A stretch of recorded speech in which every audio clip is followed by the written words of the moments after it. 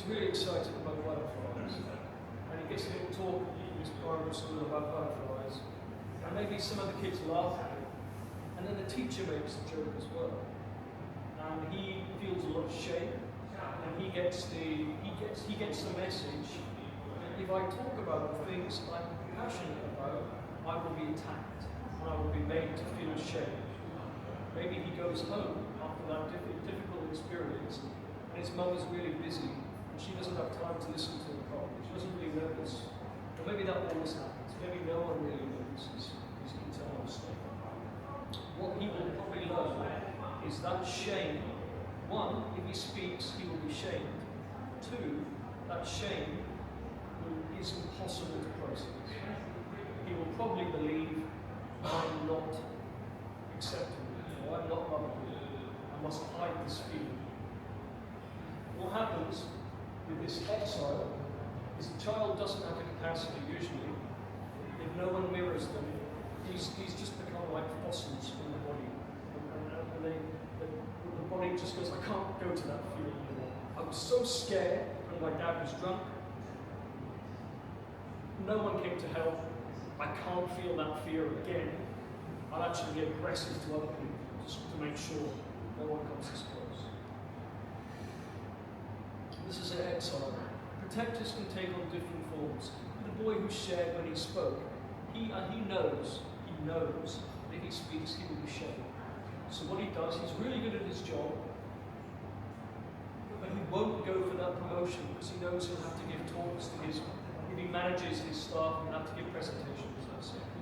So he just avoids the manager protector, will just avoid getting a promotion. But maybe his partner and his boss really encourage him. Hey, you're so good. Please do the interview tomorrow. He has the interview, he agrees, but he's so scared because in his body believes if he gets his jobs and speaks, he will be shamed. It's all unconscious. And he's just like, he's very scared. So he accidentally on purpose doesn't set his alarm and he's late and misses the interview. Or he drinks half a bottle of vodka the night before and he does a really bad interview. Doesn't get the job. Oh, I'm so sorry. It's actually really bad. So we have managers who stop us ever getting into that situation. Then we have another type of protector which is called a firefighter, which if you happen to be in that situation, then they can stop and make sure it doesn't happen.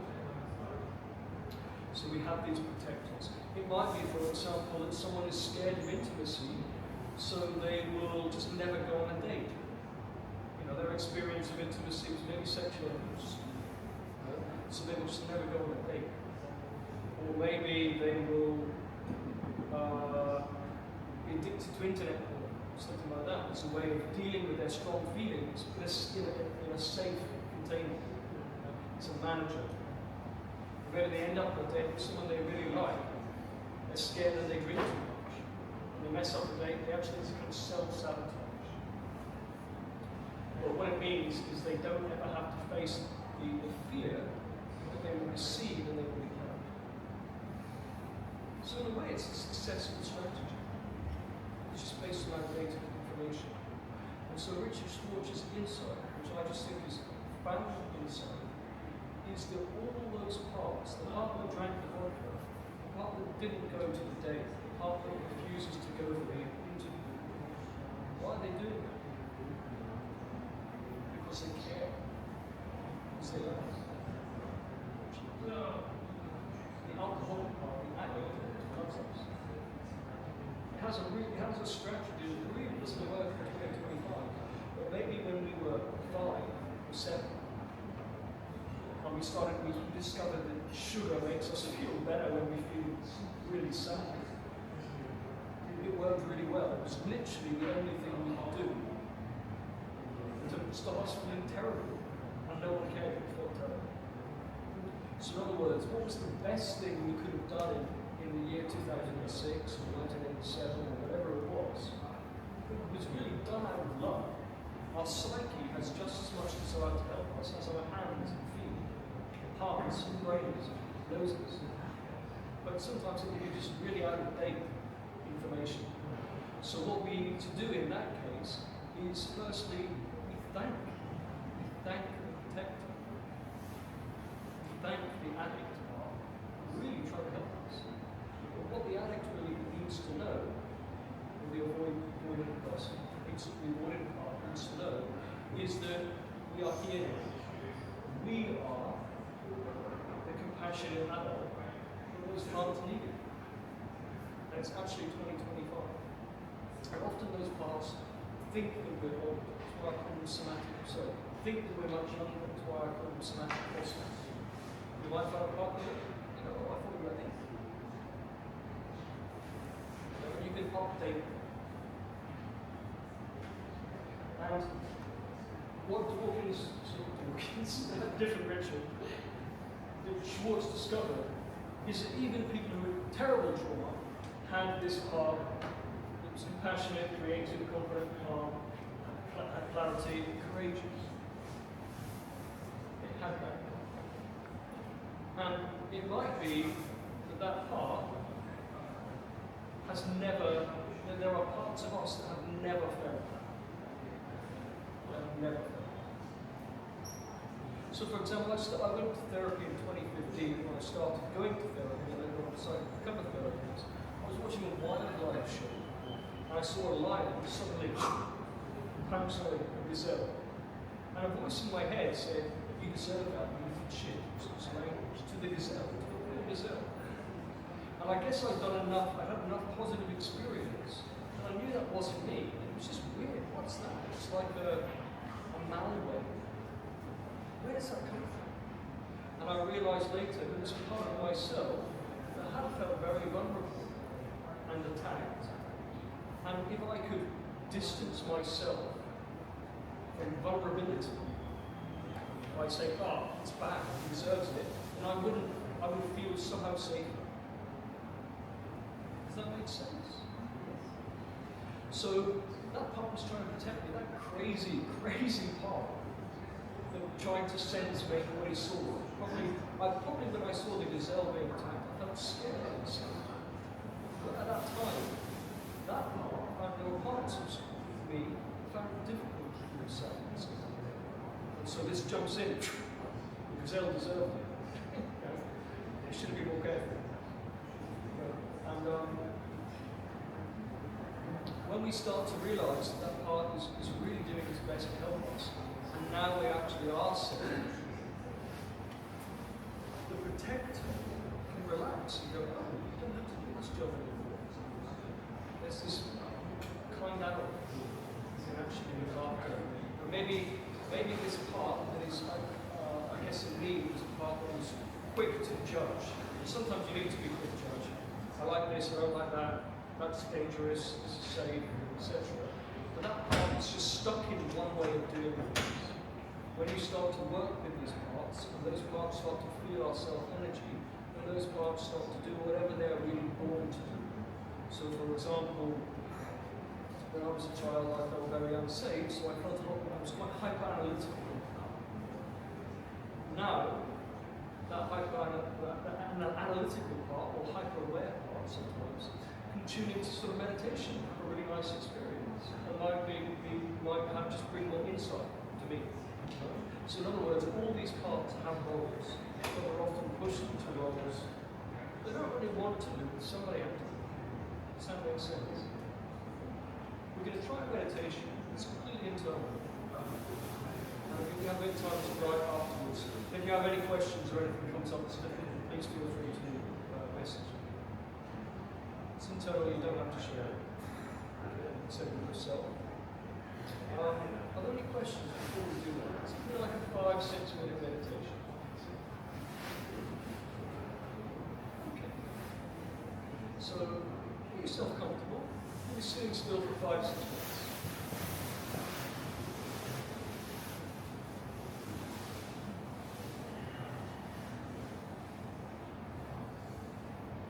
So just sitting nice and still and connecting with this ability to resource ourselves.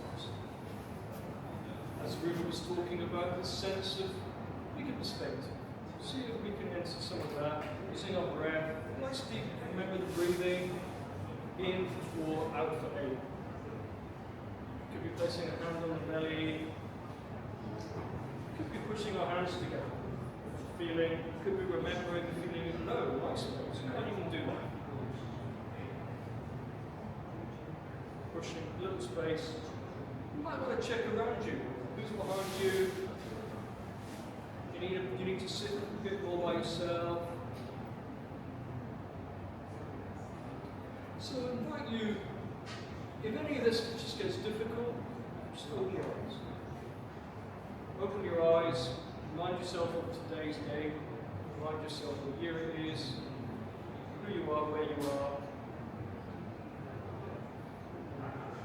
So I invite you to think about a part of yourself that's a little uncomfortable for you. Again, we're not going to go for it unless you can.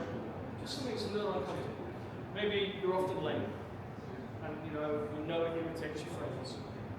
You feel a bit annoyed with that part. Part that's a little bit annoyed, you feel a little bit annoyed with, or a bit scared of. You know, wow, I really lost my temper with this person. See if you can experience that somewhere in, on, or around your body. You can kind of locate, and if it's more of a thought, many people have very strong mental plans. We live in a very mental culture. You can just breathe into it.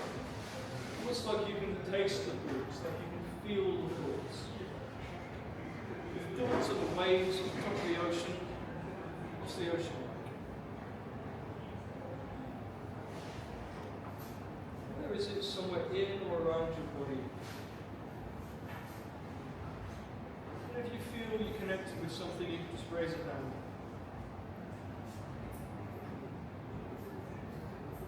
Need a bit more time. That's okay.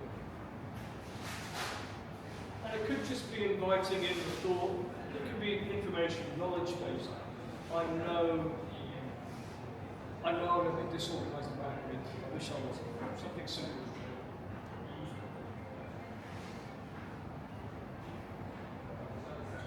Focus on it.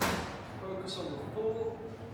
See if you can breathe into the thought so it becomes more of a somatic experience.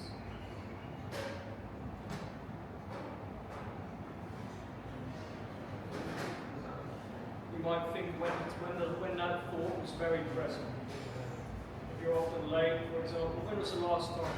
How did it feel? Where is it in your body? I just want you to notice if you're feeling a sense of anchor in your body, where it is in your body. How do you feel towards that part? What's your attitude towards this feeling? Or this part of you?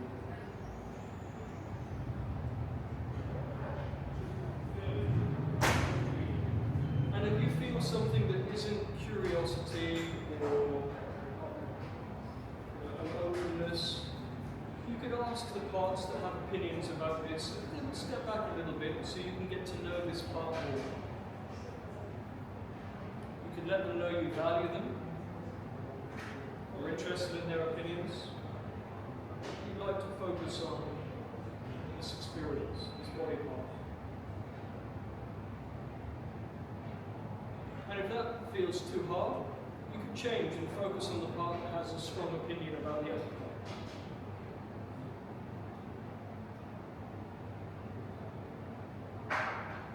Just see if you can breathe, using the breath as an investigative tool. Just breathe in a bit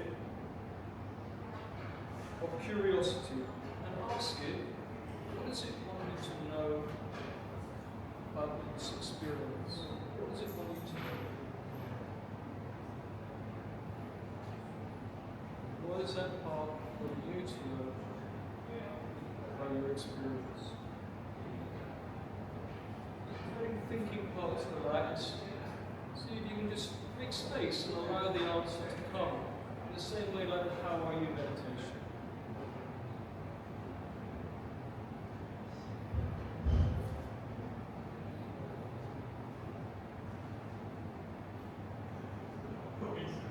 You can ask it what it's afraid of happening if you didn't do this thing.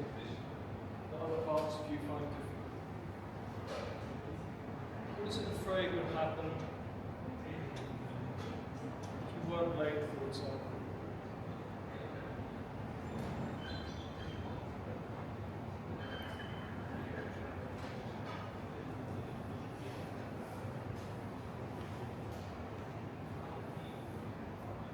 And you could ask it, if it was freed of the responsibility of doing whatever it's doing in your system,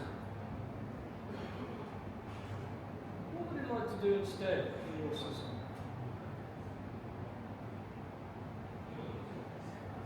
If you were looking after this thing, what would it do instead?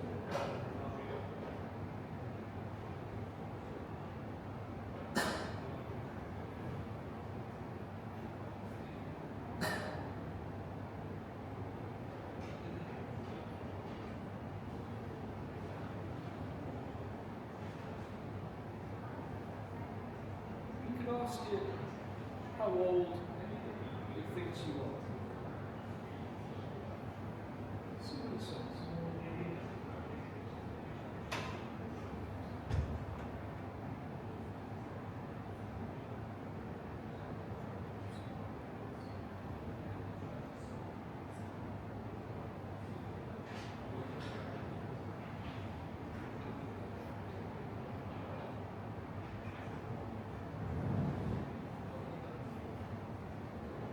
Start to move to come back into the external space.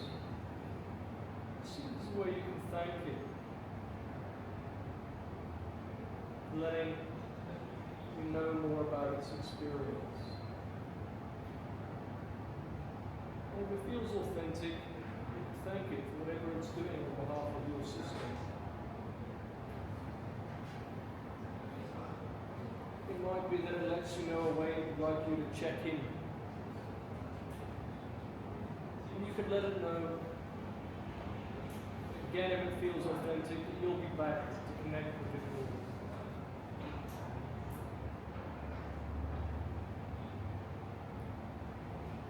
And if there were any other thinking parts or other parts that you became aware of, especially if they cooperated, you could let them know you appreciate their cooperation.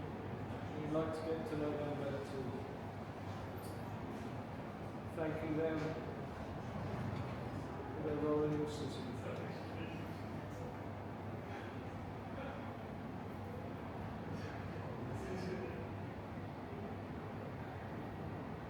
Starting to orient towards the temperature on your skin, physical sensations, the weight of your body.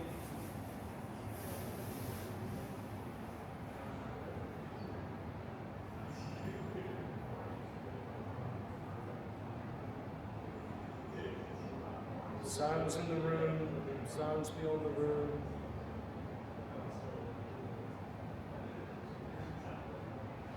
Light coming through your eyelids.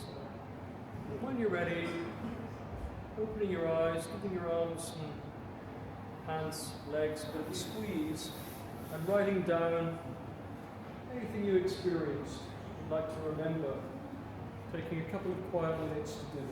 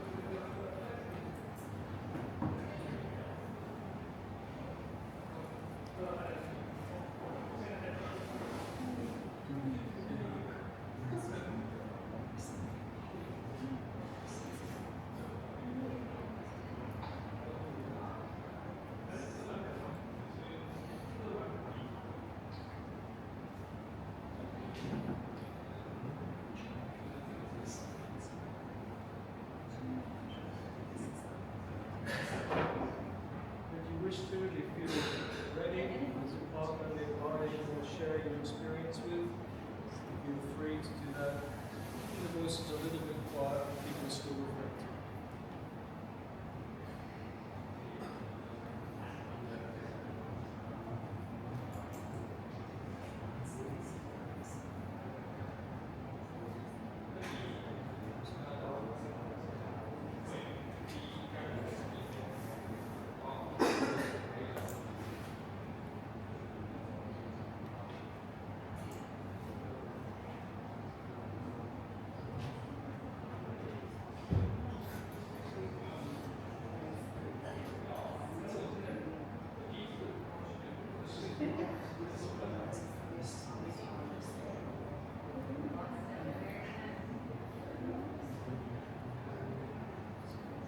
So if it feels good, share with a partner.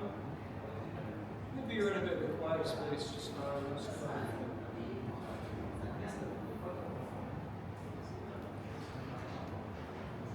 It's almost 10 to 6. So forgive me if I'm overrunning. Just to let you know it's the time.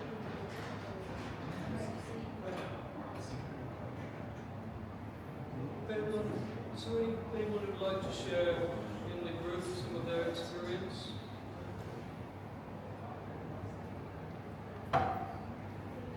Question or something they notice? If you don't, just tell me also fine.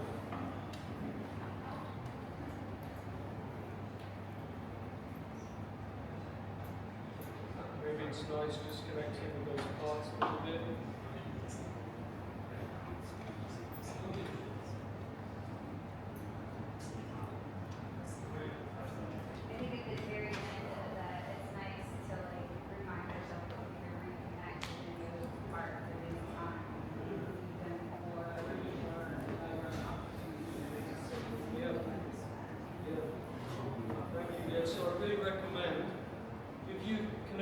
WhatsApp, I'm going to make a group where I'll share a bunch of resources, including IFS meditations.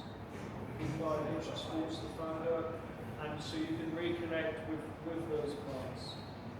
And you can often I once got beside a park, like a 2-year-old park, really like to have a sense of being with me when I drove my scooter. I thought I drove too fast, and he was right. I wasn't being careful.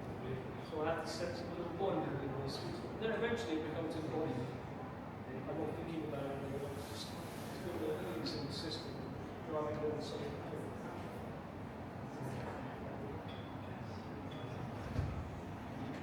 I don't know if you can see this. Yeah, any takeaways from today? Any takeaways from today? Something you noticed or continue? Thank you.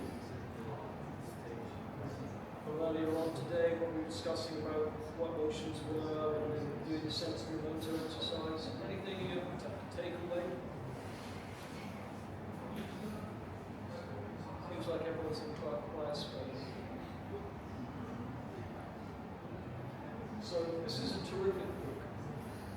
And it's aimed at just the regular reader. Called Know That Parts. It includes exercises. The audio book includes meditations. It's just a terrific book. I think potentially there are not so many books I would describe as life-changing. I think it is one that is life-changing. No bad parts means, of course, even if the parts actions create tricky situations, they're not bad. They don't know what they're doing. They completely need to be integrated. What I would recommend is if you've got a lot coming up, we can titrate. You can start to titrate things a little bit at a time, slither at a time. So if it's a really uncomfortable experience, just allow yourself to feel a slither of it. And you can do it in a part where you might notice from 0 to 10, it's not present, to 10, it's in the driver's seat. You can notice to what extent it's taken over. Now, one thing about parts, and Richard Schwartz says this, and I found it completely tricky myself when with clients, is that if you ask a client, you say, if a part of you is really taking over, sad part, scared part, depressed part, whatever, you can say to it, can you unblend so I can get to know you better? And they want to be known. We all want to be known. All parts want to be known. They will upload so you can see it better from this big perspective that we're mentioning. So, really good to pay attention to your somatic experience, especially if you're a very thinky person. For about 6 months, I listened to Yoga Nidra every morning when I woke up. There's someone called Ali Boothroyd, I think she's terrific. There's so many online. Yoga Nidra is just body stuff. Just paying attention to the body. She was my favourite, but she didn't inject any ideas, philosophies. It was just really paying attention. A really nice thing to do. I did that when I realised the kind of layer of some fear in my body or maybe ground. The wonderful thing is when you start to do that, the body can happen. Because the thing is, all these feelings are there already. They're already there. Yet here you are sitting, taking notes, driving speakers. So you've got it, you know, but there may be a way that you hold it in a way that actually enhances your life. We can also treat physical symptoms. If our lower back is giving us pain, it could be a part, slowing us down for some reason. But I also encourage you to treat maybe a part of your psyche that says nasty things to you in the mirror. Treat that as just like you've got a bit of keep in your wrist, a sore wrist. You don't have to believe it. It's not real, it's not you, it's a part. And just exercise it. Treat parts like so, exercising these thoughts and feelings. Feelings always comes before feeling. Yeah, that's it. I'll put my share this as well, which is the exercise we did. And this is Instagram or WhatsApp. Well, I just started using the Instagram. Either way are fine. But on WhatsApp, I will make a group and share resources. If you have any questions, if anything comes up you don't know how to deal with, or ask anything, just feel free. If you want a session, I do in-person sessions in Chiang Mai, but most of our work online as well. Thank you very, very much for your time. Sorry it was overrun a bit, but a real pleasure to meet you and some diverse people from different continents and countries. Thank you also to 4Cs for this space hosting, but it all sorts of interesting us. So worth following 4Cs as well as WhatsApp. Would it be helpful to do a short shamanic exercise that takes 30 seconds and helps ground and land before driving on? Okay? Very, very easy. If you want to stay sitting, you can. It's simply this. It was taught to me by a shaman in Peru. In Peru, they have this system where they have the underworld, which is the subconscious, the central world, which is the human world, and the higher world, which is all that's above. And we just simply do this. I'll just demonstrate what we can all do together. Clap 3 times, grounded, center, connected. We do it together. We can do it together because we're all together. Do it 3 times, grounded, centered, connected. And we say it as well, in your own language. Grounded, centered, grounded, centered, grounded, centered, connected. Thank you very much. Thank you.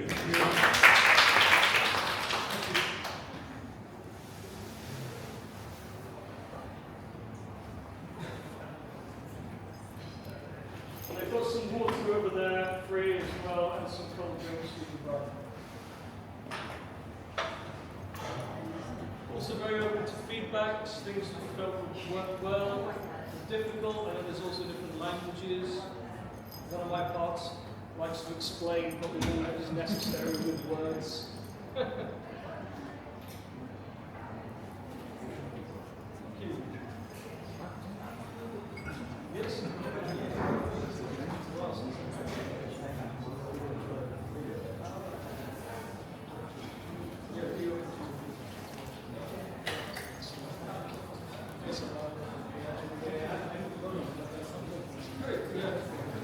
Pleasure to meet you.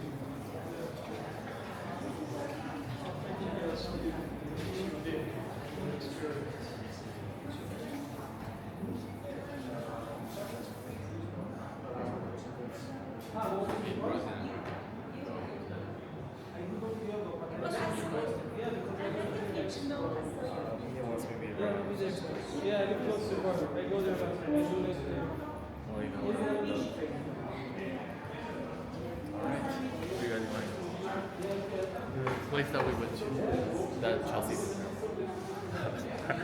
that restaurant. It's really good. Yeah.